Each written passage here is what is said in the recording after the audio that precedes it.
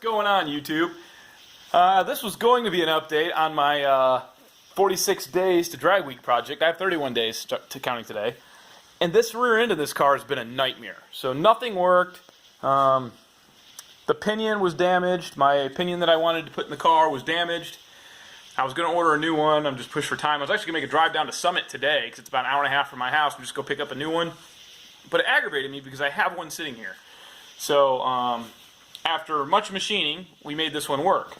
Basically, I've had to grind a bezel to take the first couple of teeth or threads off, and then I had to put it in a lathe and use a file and get these things back to where now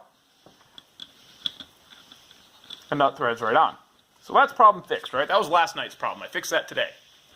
Tonight's problem I want to talk about, because I can't be the only one that's run into this, and I've seen it on forums, and I thought surely those guys did something wrong. Well, apparently not. So this, we'll read the brand here. This is a Ratech spacer, made in the USA. It's stamped. Nice spacer. This is a crush sleeve. So for anybody that knows anything about ring and pinions and's ever done this, this is a pain in the butt to get to crush. Basically, that goes on and sits right there. Then you put this axle in, or put this pinion in. This bearing sits right there. Then you put this guy on, in my case, which that's just a tool, don't worry about that, but that would go on. I'm not going to put it on because it'd be a pain to get off. And then you start tightening this here guy until you get the prescribed preload. Right? That's all fine and dandy. But those crush sleeves are a pain in the butt, and when you start talking about serious horsepower, people talk about those bearings, that crush sleeve walking under a launch. So I was like, okay, that makes sense. I'll buy that. So I bought the solid spacer. The problem is, get on my workbench here, that's the crush sleeve. That's a brand new crush sleeve. That's the crush sleeve that came out of the car. As you can see, find me a flat edge. Let's go get a straight edge, just so we can see. We'll call it dramatic effect. This is just a rant, by the way. This is nothing productive tonight.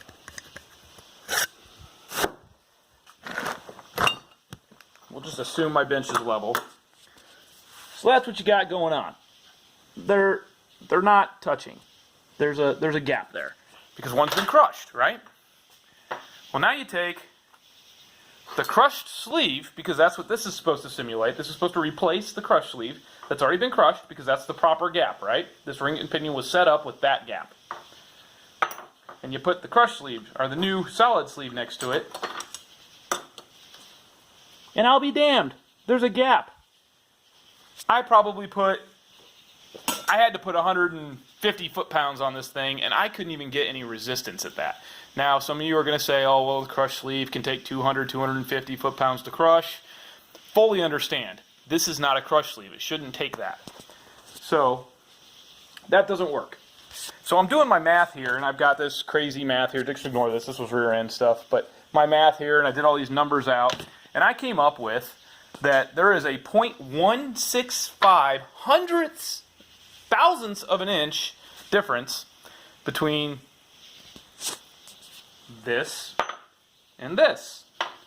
Well, that's just enough that this won't tighten. What I found, because I was curious why this could be, is that when I take a brand new crush sleeve, brand new, never crushed, and I put it next to this, they are within 3 thousandths of an inch. 3 thousandths. Very, very close. So I have a question, Ratech.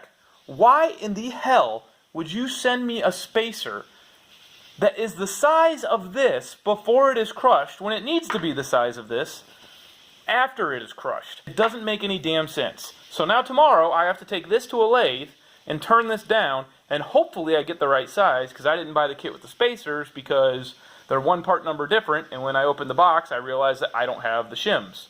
So I have to get this perfect tomorrow in a lathe. It's fine. I got faith that I can do that. But if you're ever going to buy these, first of all, buy the kit with the shims. Because if you turn this down and it's the wrong size, it's not a big deal, you just shim it. Second, just know that it's the wrong damn size right out of the box. You're going to have to turn this down. Also, Richmond makes one of these as well. I don't know if Richmond's is the same. I'm actually tempted to order one from Summit just to see. I'm just curious if it is the same problem or not. And if it is the same problem, why? Why would you do that? Everybody doesn't have a lathe in their garage. Look around. Do you see a lathe?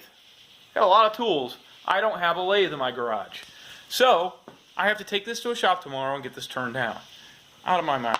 All I want to do is put that ring and pinion in that brand new rear end that's set up in my floor so I can get this damn car off my jack stands and move it around my garage. I don't think I'm asking too much. Alright, YouTube. If you have the same problem as me, like, follow, comment. I would love to hear about your story because I'm going to do some experimenting with this. I'm just curious if this is a common problem. I read about it on I think Yellow Bullet, but I thought surely it can't be that common of a problem. They would have fixed it by now, but apparently I was wrong. One other thing I found, just make sure you guys are inspecting your stuff. So this is the oil slinger, I don't know, the Ford technical term is an oil slinger washer or whatever the heck goes on the back of the, it goes on the back of this bearing here. That's the new one. But mine was completely crushed. That thing is crushed and beveled and everything else. And this car makes some power, so I'm going to assume that's what did it. But I almost reused that because I didn't even pay attention. And in my experience, when you pull a shim off, put the shim back in the same place, and that's your starting point. If you have to add or take away shims, you do that after. So I just happened to catch that.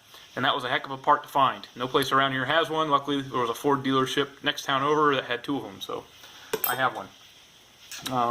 They told me it was going to be $8, and then they charged me $1.16. So I don't know how much this thing really is, but it cost me $1.16 today. So, I don't know. This is Project Murphy's Law.